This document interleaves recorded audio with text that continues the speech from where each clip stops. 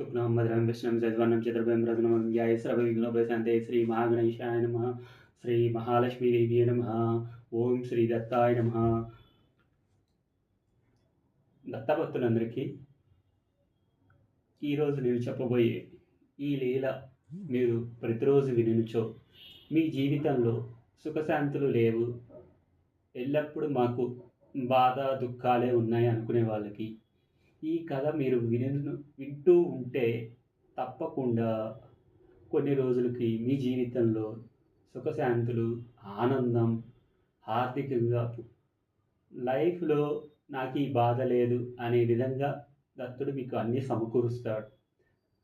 కాకపోతే మీరు ప్రతిరోజు చేయవలసింది ఏంటంటే ఈ లీల వింటూ ఉండండి, అలాగే దత్త దత్త అనుకుంటూ ఉండండి. దత్త అంటే ఆయన ఒక్క రూపం కాదు, త్రిమూర్తుల స్వరూపం. అంటే బ్రహ్మ విష్ణు మహేశ్వరుల రూపం. కాబట్టి ప్రతి ఒక్కరు తప్పకుండా ఈ కథను వినండి. అలాగే నాదొక చిన్న మనవి అండి, నేను ఇలాంటి మరిన్ని వీడియోస్ని అప్లోడ్ చేయడానికి నా ఛానల్ని దయచేసి సబ్స్క్రైబ్ చేయండి, లైక్ చేయండి, షేర్ చేయండి. మరిన్ని వీడియోస్ నేను మరిన్ని లీలల గురించి కూడా మీకు అప్లోడ్ చేయగలుగుతాను. ఓం శ్రీ దత్తాయ నమః. ఇప్పుడు నేను చెప్పబోయే ఈ కథ గురించి వినండి. నామధారకుడు సిద్ధుడిని ఇలా ప్రశ్నించారు. ఏమనంటే, స్వామి, ఆ భగవంతుడైన నృసింహస్వామి నిర్దిష్టమైన సన్యాసాశ్రమాన్ని పాటించారంటే కదా, వారు మాతృదేవిని దర్శింపాలనుకోవడం ఏమిటి అని అడుగుతారు. సిద్ధుడు నవ్వి ఇలా చెప్తారు. నామధారక, మొదట నరహరి సన్యాసాశ్రమం స్వీకరించడానికి ఆమె అనుమతి కోరారు. ఆమె భక్తికి మెచ్చి పునర్దర్శనం ఇస్తానని వాగ్దానం చేశారు స్వామి. సత్యం, వాగ్దాన పాలన ప్రాథమిక ధర్మాలు. దాన్ని అనుసరించే స్వామి మరలా జన్మభూమికే వచ్చారు. అంతేగాక తల్లి ఎతికి కూడా పూజ్యురాలే సుమ. అంటే తల్లి సన్యాసాశ్రమాన్ని స్వీకరించాం కదా అని మనం తల్లిని దర్శించకుండా ఉండడం సంభవం కాదు, అంటే కరెక్ట్ కాదు. తల్లిని తప్పకుండా దర్శించాలి. మనం ఎవరి నుంచి వచ్చాం? తల్లి నుంచే కదా.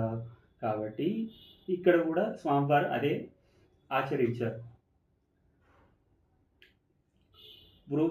భూప్రదక్షిణం ఎదుల ధర్మం. జన్మభూమి నుండి శ్రీ స్వామి భూప్రదక్షిణ ఆరంభించారు. అంటే ఆమె అనుమతి తీసుకున్న తర్వాత భూప్రదక్షిణం ప్రారంభించారు. తర్వాత అది పూర్తి చేసిన తర్వాత మళ్ళీ మాతృ దర్శనం చేసుకున్నారు. కాబట్టి ఈ ప్రదక్షిణం పూర్తి అయిపోయింది. అప్పుడు నామధారకుడు తను అడిగిన ప్రశ్నకి సిగ్గు చెంది నమస్కరించి ఇలా అన్నాడు. స్వామి, జన్మభూమికి వచ్చినప్పుడు వారికి ఏర్పడిన శిష్యులు ఎవరు? జన్మభూమికి వచ్చిన తర్వాత ఆయన ఏమి చేశారని అడుగుతారు. సిద్ధుడు ఇలా బదులు చెప్పారు. బాలుడు, కృష్ణుడు, ఉపేంద్రుడు, జ్ఞానజ్యోతి, సదానందుడు, మాధవుడు, సిద్ధుడు అని 7 స్వామికి శిష్యులు. మా అందరి పేర్లకు చివర సరస్వతి అనే బిరుదు ఉంటుంది. ఇంకొందరు శిష్యులతో కూడా స్వామి స్వగ్రామం చేరారు. తల్లిదండ్రులను, తమ్ముళ్ళను, చెల్లెల్ని అందరినీ పరామర్శించి ఆయన వారి పూజలు అందుకున్నారు. అర్చనానంతరం అంబాదేవికి తన పూర్వజన్మ స్మృతి కలిగి భర్తతో ఇలా అన్నది. నాదా, పూర్వజన్మలో నన్ను రక్షించిన శ్రీపాదుడే ఈయన. ఈ జన్మలో తనంతటి వాడు మరొకడు లేనందువలన తానే ఇప్పుడు నాకు పుత్రుడిగా ఉదయిస్తానని వరమిచ్చాడు అని ఆమె భర్తతో చెప్పింది. స్వామి, నీవు భగవంతుడైన ఇప్పటికీ మా మాతా పితృ సంబంధాన్ని స్మరించి మమ్మీ సంసార సాగరం నుండి ఉద్ధరించు. మమ్మ ఆవహించిన ఈ మాయను నివారించు అని వేడుకున్నారు. అది విని శ్రీగుడిలా అన్నాడు.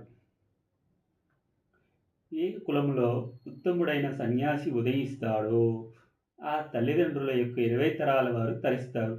అంతకు పూర్వం దుర్గతి నొందిన వారంతా అమృతత్వం పొందుతారు. తల్లి, నీ కులంలో సన్యాసి నేను ఉదయించాను. నీవు కోరవలసిందేమున్నది? నీకు కాశీలో ముక్తి కలుగుతుంది అని విధి. అప్పుడు ఆయన చెల్లెలు రత్న అంటే, స్వామి, వీటి తర్వాత నా గతి ఏమిటి అని స్వామివారిని వేడుకున్నది. అమ్మా, స్త్రీకి భర్తే శరణ్యం. ప్రాతివచ్యమనే నావతో నీవి భవసాగరాన్ని దాటగలవు. నీవు పూర్వజన్మల్లో భార్యాభర్తలను విడదీశావు. తత్ఫలితంగా ఈ జన్మలో నీ భర్త నిన్ను విడిచి సన్యాసి అవుతాడు. నీకు కుష్ఠరోగం ప్రాప్తిస్తుంది అన్నాడు. ఆ మాటలు విని గిన్ను బాధపడి విలపిస్తున్న ఆమెను ఓదార్చి ఆ ప్రభువు, అమ్మా, ఈ 2 సంఘటనలు నీకు చివరి అధ్యాయంలో సంభవిస్తాయి. అంటే చివరి రోజుల్లో సంభవిస్తాయి. మరలా నా దర్శన ప్రభావం వల్ల నీకు కుష్ఠరోగం నశిస్తుంది అని వరమిచ్చారు. తర్వాత శ్రీగురుడు పూర్వం గౌతమ మహర్షి భూమిపైకి పవిత్ర గోదావరి నది తీరాన్ని శిష్య సమేతంగా తీసుకువచ్చారు. పూర్వం గౌతముడు తాను చేసిన గోహత్య పాపానికి పోగొట్టుకోవడానికి ఆ గోదావరి నదిని భూలోకంలోకి తెచ్చారు. శ్రీగురుడు ఈ గోదావరి తీరాన ఉన్న నాసికా త్రయంబకం అనే క్షేత్రాన్ని పావనం చేశారు. ఆ నదీ తీరంలోనే మిగిలిన పుణ్యక్షేత్రాలన్నీ దర్శిస్తూ మంజరికం అనే గ్రామాన్ని చేరారు స్వామి. అక్కడ మాధవాచార్యుడు అనే సద్బ్రాహ్మణుడు ఉండేవాడు. అతడు శ్రీ నరసింహ అవతారాన్ని ప్రతినిత్యం ఉపాసించేవారు. శ్రీగురుడు ఆ రోజు గ్రామం చేరిన తర్వాత మాధవాచార్యుడు తన ఇంట యథావిధిగా తన దైవానికి మానసోపచారంతో పూజలు చేస్తూ ఉండేవాడు. కానీ అతనికి ఆ రోజు తన ఇష్టదైవానికి బదులు శ్రీ నరసింహస్వామి అయిన శ్రీగురుని దర్శనమైంది. పూజాధికాలన్నీ ముగించుకున్న తర్వాత గ్రామానికి ఒక గొప్ప యతివరుడు వచ్చారని ఆ మాధవాచార్యుడు తెలుసుకొని దర్శనం చేసుకున్నారు. అప్పుడు ఆయనకు అర్థమైంది, ఆనాడు దర్శనమిచ్చిన శ్రీగురుడేనని అతను గ్రహించాడు. ఆ దర్శనంతో అతడు పులికించిపోయాడు. Please like, share, comment and subscribe to my channel. ఓం శ్రీ దత్తాయ నమః.